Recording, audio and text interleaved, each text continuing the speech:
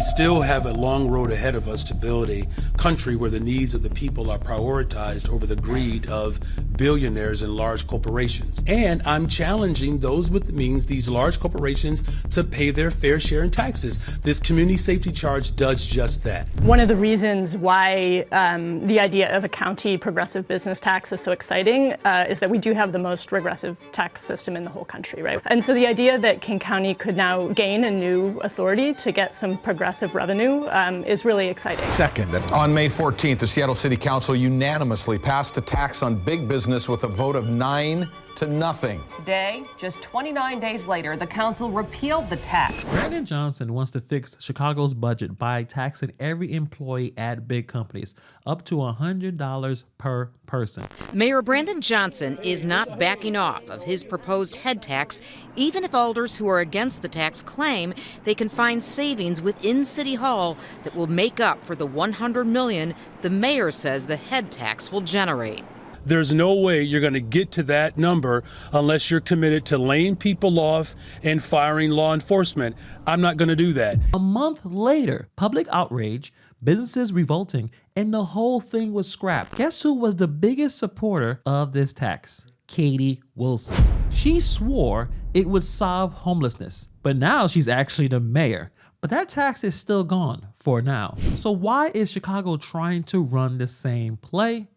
Let's get into it. But before we get into this crazy head tax story, have you ever noticed this? Every time a mayor messes up, and trust me, we get plenty of that, the coverage turns into a complete circus. One outlet says the mayor saved the city. Another says that that mayor lit the fuse themselves. Same event, two different worlds. That's why I've been using Ground News. It's a website and app that takes news from thousands of sources and puts it in one place, so I can actually see how different outlets are framing the same story. They will show you the political lean of the outlets, the ownership, and the spread of headlines. Not telling you what to think, just giving you the layout so you can figure out the rest. So let's check out the Brad Sherman situation. Right here, Ground News pulls up 25 different outlets covering the same story, and you can look at the dramatic split. 81% of the coverage is coming from right-leaning outlets, so when you scroll down, you can see the reliability visuals, the ownership breakdown, everything that shows you where each outlet sits. And if you really want to understand why some stories blow up on one side and not the other, you can check out the blind spot feed. It shows you stories one political side barely covers, like this Sherman situation. Way more traction on the right than the left. You can literally see the imbalance on one screen. And I don't want to be stuck in the bubble or fed only one angle. Ground News helps me compare the full spread of coverage fast without digging through 20 tabs. So check out Ground News. If you subscribe today, you'll get 40% off their Advantage plan for unlimited access to all of their amazing features. Go to ground.news/Hannibal or hit the link in the description or scan the QR code on the screen. Subscribe today and get a clearer view of how the media covers the stories you care about. All right, so let's start with the basics. Chicago Mayor Brandon Johnson wants to hit these big companies with this tax. $100 per employee if they have more than, I think, 100, but at one point it was 20 workers. But that's it, that's the plan. You hire more people, you pay more taxes, which is kind of saying, hey, thanks for creating jobs. Now fork it over. We need some more money. Now, this is framed as a way to close the budget gaps, help the city, put some programs together, yada, yada, yada. I'm sure you heard Brandon Johnson talk about that, all seen this movie before. So Seattle tried this back in 2018, $275 per person for companies with over 500 employees. If you know anything about Seattle, Amazon got hit the hardest.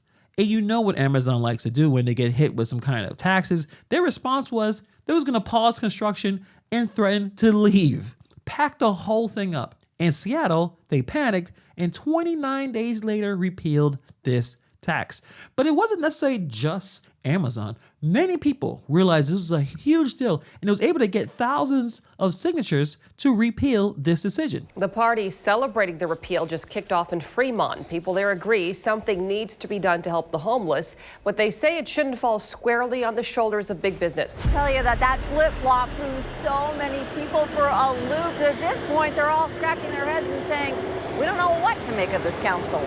And I think all of us should be alarmed on either side of this conversation that they're flip-flopping that much. From Erica Nagy, a Seattle mom turned anti-big business tax volunteer, to Kaylin Nicholson, a staunch supporter of the tax. I've never seen a special meeting called in less than 24 hours to repeal a vote that was taken unanimously just a couple weeks before. The council's flip-flop has left them uneasy. Neither feels they can trust the council.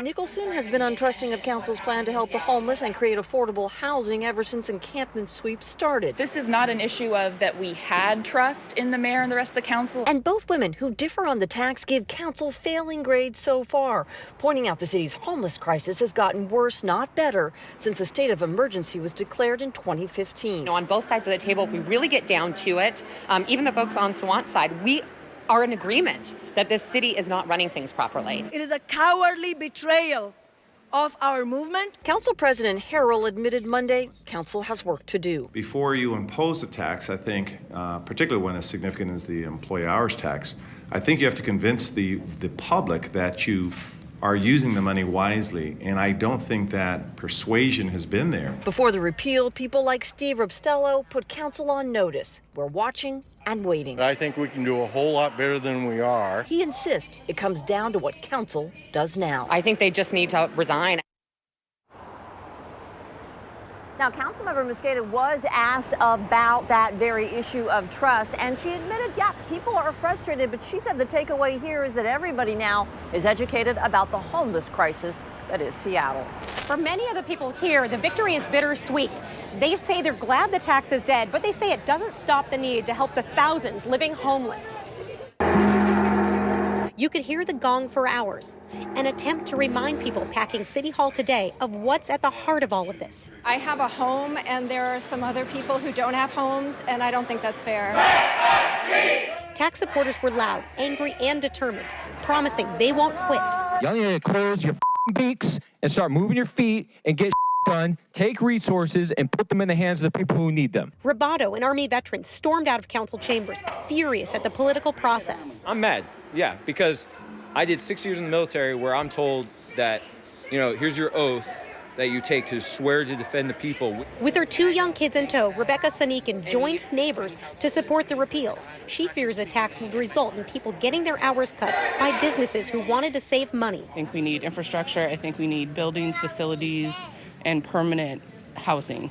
Emotions inside council chambers range from the tearful to the thankful. I am so thankful to the angry. We cannot wait another day. Denise Moriguchi, whose family owns the Wajimaya grocery chain, agrees something needs to be done, just not at such a high cost to businesses. It's not necessarily the dollar amount. If I knew that money was all being spent and getting people off the street and I saw the results, it would be more palatable. But I feel like we keep spending and we keep seeing the problem getting worse. Katie Wilson was the leader of the Transit Riders Union Association.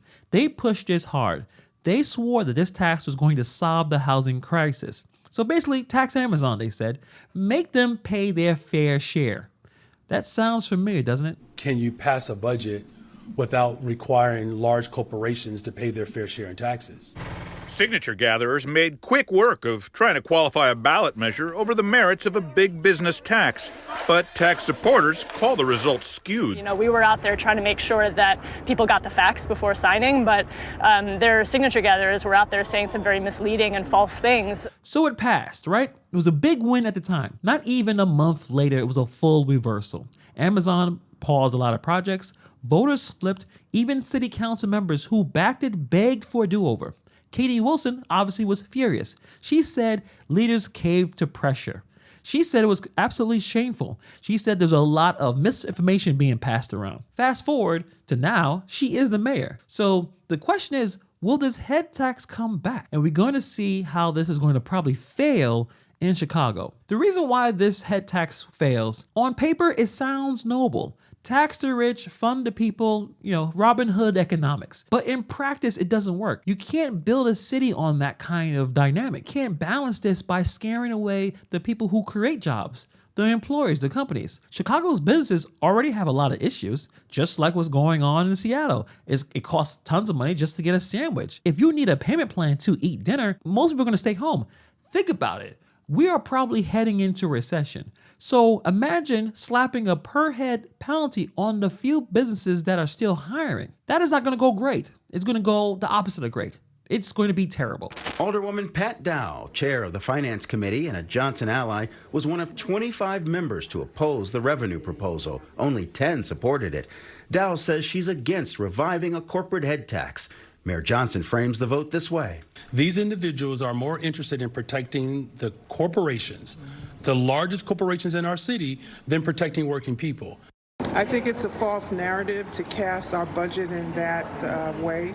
If you're either for corporations or you're for working families, I think we have to figure out a way to meet in the middle. And you can look at the numbers again. Seattle is trying to get $275 per person. It's 500 employees or more, and it collapsed within a month. Now, Chicago's a little smaller. It's $100 per employee. It started it at a lower base. That's a lot more businesses that's going to be affected. A lot of smaller businesses. Not Amazon, that is $1 trillion company. People who are just, this is their job. This is how they put food on the table, by having this business. And Brandon Johnson wants some more of that check. So lowering the tax brings a bigger net, more targets, more risk. And Brandon Johnson thinks this plan is going to save the city, which obviously is the reason why so many of the alders decided to vote against it. They know this is going to be a real problem because Chicago is broke. Not let's cut back a little broke. They're talking about deep dish debt. But instead of cutting waste or trying to fix something, trying to find ways to make the budget more efficient, they want to play around and try to tax jobs. Taxing jobs is the last thing you want to do, especially as we are probably entering a recession here. It's not just short-sighted, it's self-sabotage. Look, everyone wants the city to thrive. We want housing, we want safety, we want streets that don't look like Gotham City, even though I do live in New York City. But a head tax is a bad idea. Seattle tried it, Katie Wilson rolled hard for it, and it completely flopped. Now, will she try to do this again? Possibly. And you'll see the disaster results is going to be. Maybe Chicago should take that hint before they dive into an extremely expensive mistake. Let me know what you guys think about this. Do you think more taxes is necessary to solve some of, I guess, society's ills, like homelessness? What other ideas that we can come up with that can actually benefit everybody? Let me know your thoughts in the comments below. Thank you for taking time to watch this video, and I'll see you guys in the next video.